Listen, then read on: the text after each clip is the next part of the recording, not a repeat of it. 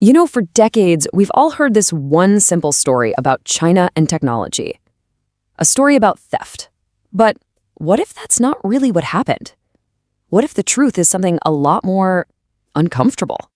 Yeah, this one. We've all heard it, right? It's been the simple, loud, and, let's be honest, kind of comforting accusation for years. It's a story that gives you a clear bad guy and it lets everyone else off the hook. It's the narrative that shaped everything from politics to business. But what if that simple story is, well, what if it's mostly a myth? A convenient story to hide a much darker reality? Because this story we're diving into, it isn't really about theft. It's about a lesson.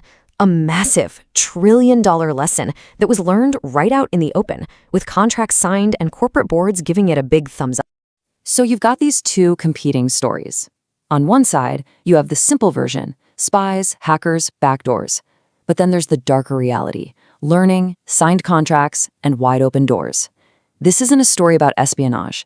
It's about a global system that invited China in, and then was completely shocked when China walked away stronger. So how on earth did this happen? To really get it, we need to go back to the 90s and the early 2000s.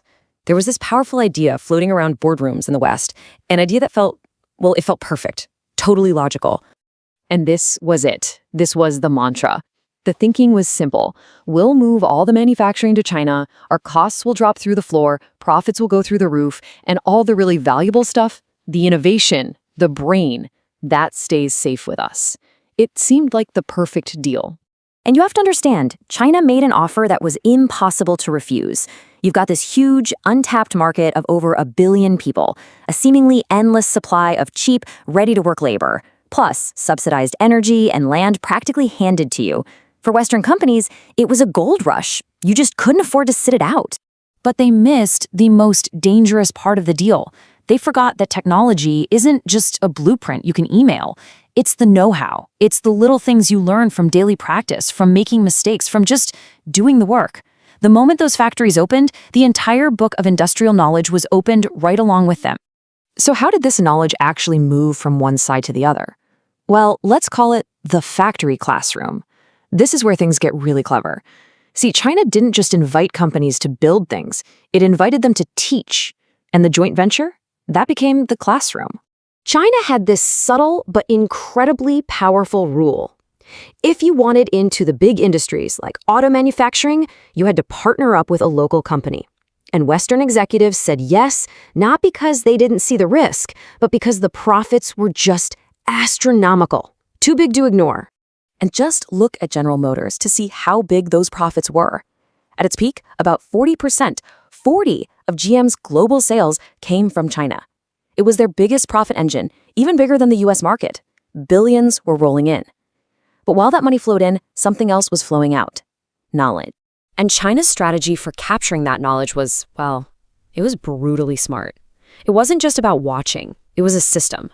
They'd embed their engineers who would soak up everything, from design philosophy to cost calculations. Then, those engineers would get rotated out to a local startup, taking all that knowledge with them, and a new learner would step right in to take their place. So what was the end result? A single foreign factory basically became a national training center, pumping out highly skilled engineers. And the most amazing part of it all, the foreign companies paid for the whole thing. The salaries, the training, everything. They were literally funding their future competition's education. And when you run that playbook for a couple of decades, the consequences are pretty hard to miss. China went from being the world's factory to being its biggest competitor. The student didn't just catch up. In some pretty important areas, it's now leading the way. I mean, just look at the car industry, specifically electric vehicles. Today, China is absolutely dominating the future of cars. More than half of all EVs sold on the planet are made there. And it's not just about price anymore. It's about technology, speed, and total control over the supply chain. It's the exact same story in electronics. Apple made historic profits by manufacturing in China, and in the process, they taught the world how to run a masterful supply chain. And what happened? China learned, built its own ecosystem, and suddenly you have these powerful global brands like Xiaomi, Oppo, and Vivo. But nowhere is this shift more critical than in semiconductors, the chips that run everything. China has been methodically pouring hundreds of billions of dollars into building up its own industry. And when the US sanctions hit, didn't stop the progress. They just hit the accelerator, justifying this massive push for total self-sufficiency. So what was the real price of all that short-term profit? By the time the West really woke up to what had happened, it was kind of too late. A fundamental shift in global industrial power had already taken place. I mean, the trade-off is pretty stark when you lay it out. The short-term win, it was huge. Billions in profits, soaring stock prices. But the long-term cost was just massive.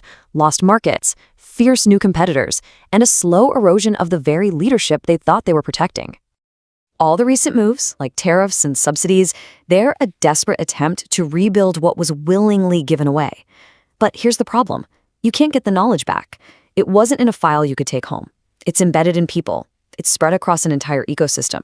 You can't put that genie back in the bottle. And this really gets to the core truth of the whole story. China didn't win just because it was cheaper. It won because it understood that the most valuable, most dangerous part of any industry, it isn't the machine. It's the person who knows how to make that machine sing. Once China mastered that human part, the rest was just details. So the real question isn't about the past. It's about right now. Has the world actually learned this lesson? Or is the relentless search for the next big market, the next quarter's profits, just going to lead everyone to open the exact same door all over again?